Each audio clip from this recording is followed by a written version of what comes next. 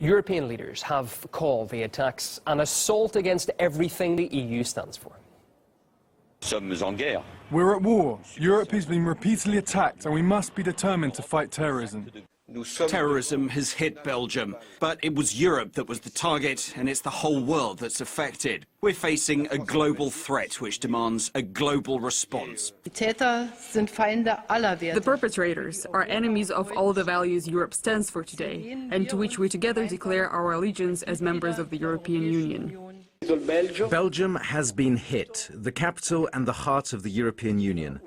Those who fool themselves by saying let's close the borders don't realise that the enemies are already within our cities.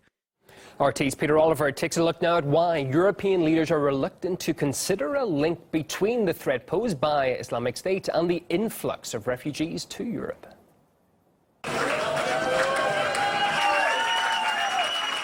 Refugees crossing our borders because they need international protection are not terrorists. There shouldn't be a general assumption that asylum seekers, foreigners, or people with immigrant backgrounds are all criminals. I tried to make it crystal clear that we should not mix the different categories of people coming to Europe. While European leaders have dismissed claims of a link between migrants and terror, ISIL itself has repeatedly threatened to exploit the refugee crisis to get its people into the heart of Europe, with devastating consequences. The bomber's presumed message today: no one is safe, not here, not anywhere in Europe. Today is a difficult day. Thank you very much. With all peace-loving nations and sorry. Everybody is really shocked, and you can see this in the street, you can see this with the police. Everybody's really scared, but you could have seen it coming. I think the authorities knew what was coming, but they kept silent.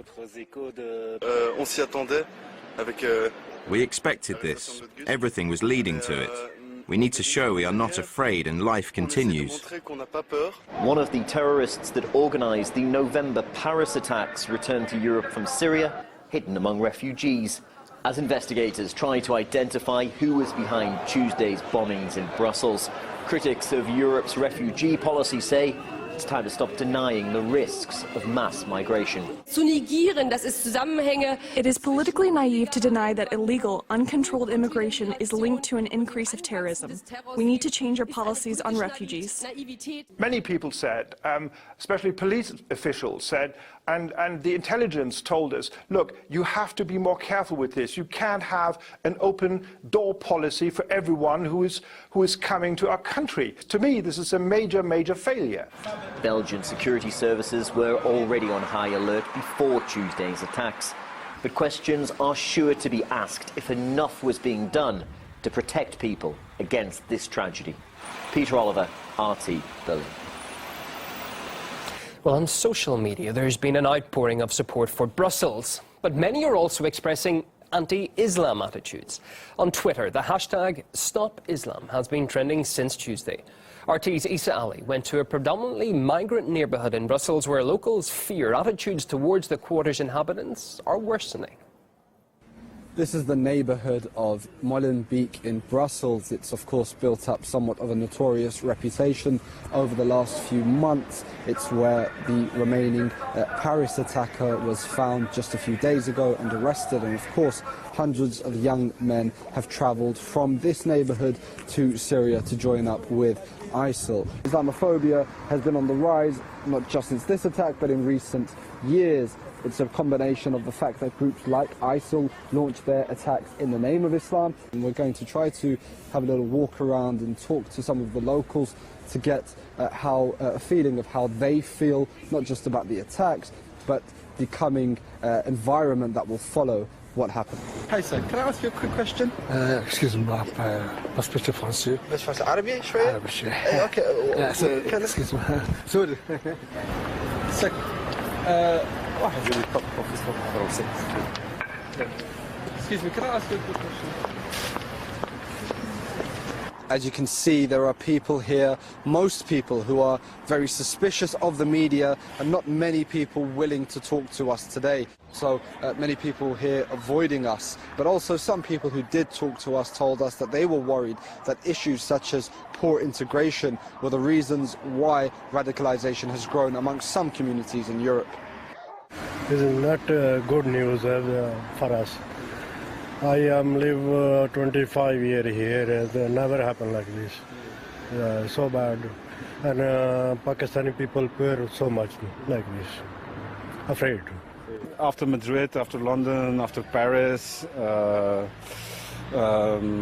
was kind of inevitable that the capital of Europe, so to speak, would get its fair share. Isa Ali Arti in Molenbeek in Brussels. Anti-Islam and anti-refugee sentiment has boosted a number of right-wing parties across Europe, allowing them to make significant gains in parliamentary elections. Earlier, Daniel Hawkins and Nikki Oren discussed whether Western foreign policy has laid the groundwork for the current divide in Europe. Anti-Muslim hatred has risen after July the 7th, after September the 11th, after terrorist atrocities. I mean, go by the Metropolitan Police crime figures. The very fact that the British government has now established a specific crime of anti-Muslim hatred, along with anti-Semitism and hatred against minority communities. So, you know, the idea that somehow that there has been no anti-Muslim hatred or Islamophobia is laughable, because all the statistics from the Metropolitan Police suggest that. I mean, John, the problem is you are part of the problem because you divide communities. I'm in the business of uniting communities. I stand with Muslims, I stand with Jews, I stand with Christians, I stand with people of all faiths to reject terrorism, to reject the rhetoric and the division which you are pushing out on this channel today. We want to stand united hand in hand against terrorism, and that's what we're focused on. Many have talked about perhaps Western foreign policy, about the interventions in Iraq, Syria, Libya, Afghanistan, etc. What value does that statement hold? How responsible could that be for the radicalization and the alienation of these communities? Our foreign policy's played a part, but are we now going to just bend down to terrorists? Absolute nonsense. A proper democratic state can't act in that way. There is no excuse for these terrorist atrocities.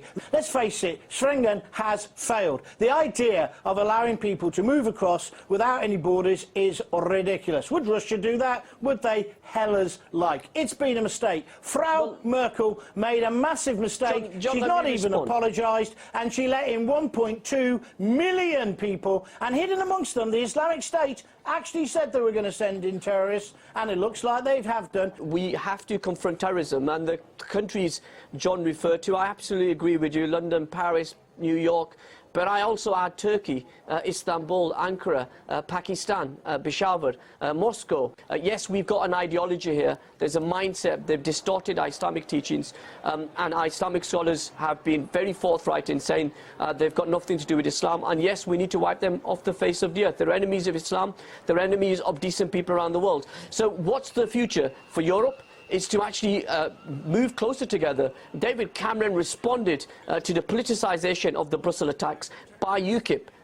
The Prime Minister responded to that, so you can't hold the Prime Minister responsible for the actions of UKIP. I don't. If I hear the Prime Minister once more say that this has nothing to do with Islam, I think I'll throw up. The Prime Minister has a duty.